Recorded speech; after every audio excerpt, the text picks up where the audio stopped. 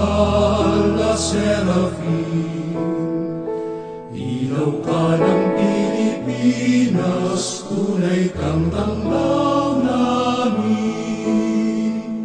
Ilaw ka ng Pilipinas. Ay isang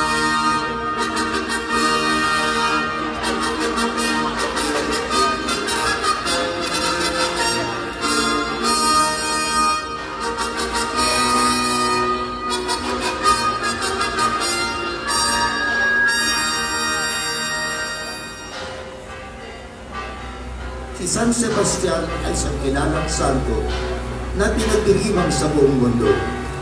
Siya ay isa sa mga martir ng simbahan at isa sa pangkikilalang santo na nauugnay sa iba't ibang bayan at kultura.